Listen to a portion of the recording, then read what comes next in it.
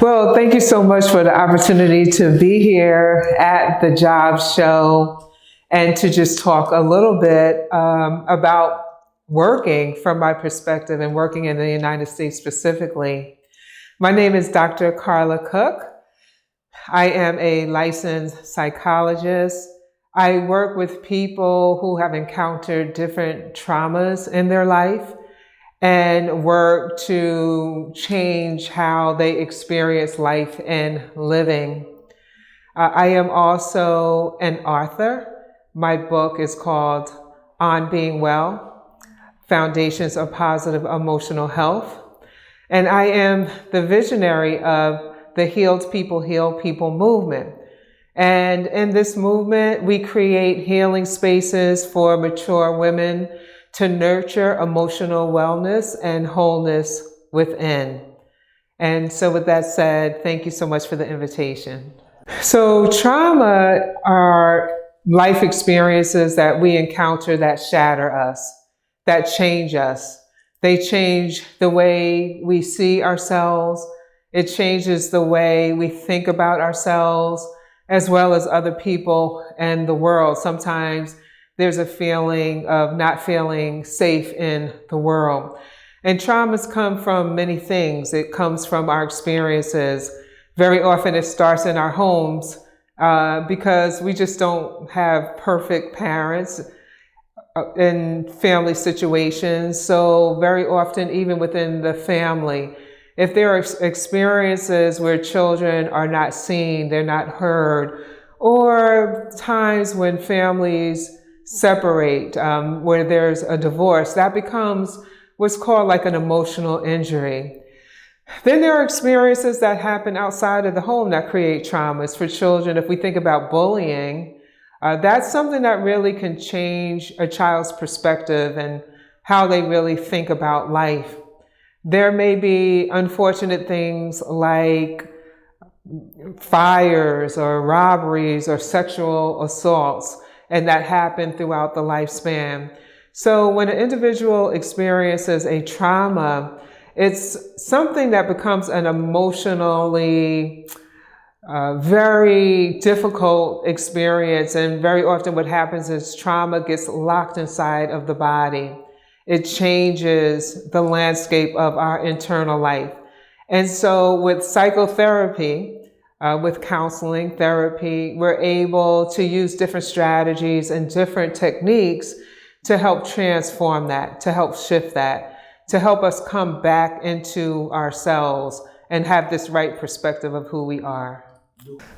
There's absolutely workplace trauma. Tell us about it. So in workplaces where employees are not valued, where they may be taken advantage of, where they may be in situations where they're working in very harsh conditions. They may be working in places where the supervisors are standing over their back. They're counting everything that they do or they don't do, and they make it feel like the situation is just unbearable for them. There's situations where employees experience harassment. It may be harassment based on age, based on gender, based on race, where there are biases that are taking place right at the workplace. And it creates unbearable stress and strain on individuals. Very often, actually, when we begin to look at the economy and we look at workplaces, it costs companies billions of dollars with employee absenteeism, with early termination, and things of that nature, based on mental health challenges that employees are facing, the stresses, the burnout, the exhaustion. And within that, sometimes it's also those traumas that employees are experiencing.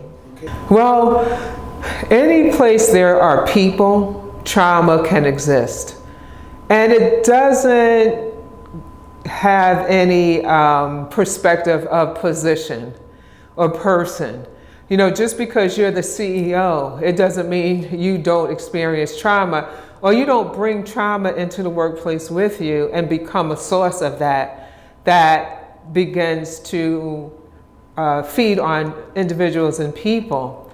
But if you think about even people at high levels of companies where their position is very demanding, where they are in situations where they may be really in a change system, like everything about the company is changing, and they may not feel that they have the ability to really affect that change, and they feel burnt out.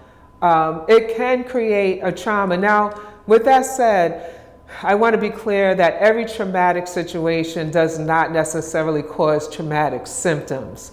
It can be a traumatic situation that we're able to move through, that we're able to face, and even in the stress of it, we come out on the other side, healthy. We come out on the other side having said, oh, that was hard, but I was able to really get through that, and I'm not left with symptoms of depression or anxiety. I'm not left feeling hypervigilant or jumpy. I'm not re-experiencing different things that happen in the workplace. I'm not avoiding work altogether. Those are some of the signs of trauma. And so yes, at every level of an organization, there can be trauma that is experienced and takes place.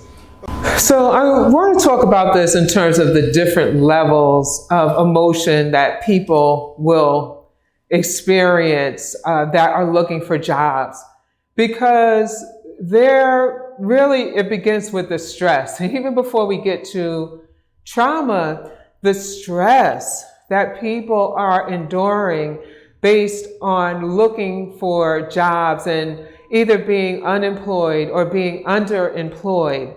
The stress of interviewing, the stress of, I started a job, but this is not a good fit for me, and I thought that this was going to be a place where there was going to be longevity, and it turns out not to be that. So I think we would really want to first look at the stress associated with job seeking, because for most of us, when we're looking for a job, we're looking for a job because we have bills to pay. We're looking for a job because we need benefits, health care.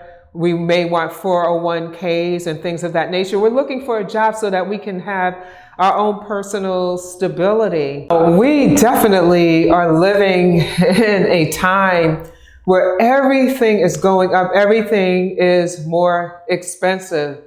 Gas is more expensive. Food is more expensive. Clothes are more expensive. Yet our paychecks are not going up. And so we are living on a salary or living on what we're being paid, and that has to cover expenses that frankly are going up while our salary stays the same. And so it's difficult, it's hard, it causes stress.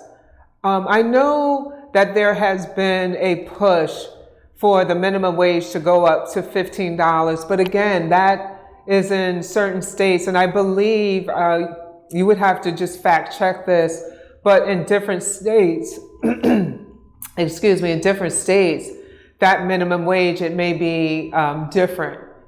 And so we're looking at things like food insecurity and housing insecurity as a result of inflation, as a result of the reality that really just our salaries don't cover the expenses that we have. So, I mean, it's a source of stress and strain, especially when you have larger families, especially when you have children, especially in different states. There are some states where just the cost of living is just so much higher than in other states. And if you really look at it, many people are moving out of states. I don't want to pick on any particular state, but I know I was just talking with someone who was living in California and who was looking at the fact that even when they lived in New Jersey, which is a very expensive state, for rent where they may have been paying $1,500, they were paying $3,000. Or if we look at places like New York and the amount of space that one can get as opposed to living in maybe someplace like Florida or in a southern state, I think that is another thing that becomes a factor in terms of how we're really doing and managing inflation. Well, I think there are a number of things that can be done. One, I think, is helping people know the resources that are available. Because in different states and, in the United States, and I believe even this is federally, where there is, unemployment, departments of unemployment or labor departments, within those labor departments, there are opportunities to look at job lists, to look at places that are hiring. There are things called like one-stop shops where people that are looking for jobs can go and look over their resumes. They can go and they can begin to look at what are the skills that can be developed so that they are qualified for different jobs. I think there's been a lot of conversation about education and how education, even if it's for trades, different trades, will be important. And so in New Jersey in particular, we have community colleges. And so community colleges are places where people can go and get a 2-year degree that can position them to go into fields where they're in demand, to go into fields where they can really make a living and they'll always really be able to have a job.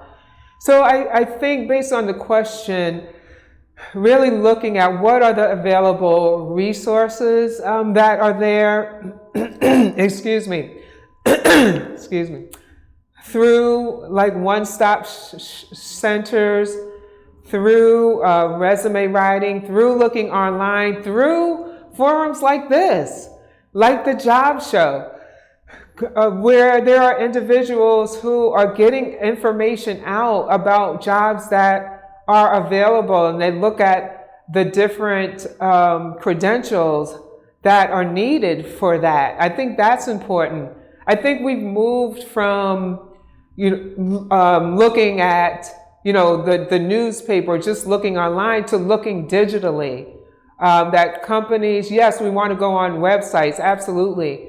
But companies are, putting things out on places like LinkedIn, like Indeed, a lot of different forums and a lot of different opportunities for people to hear about jobs.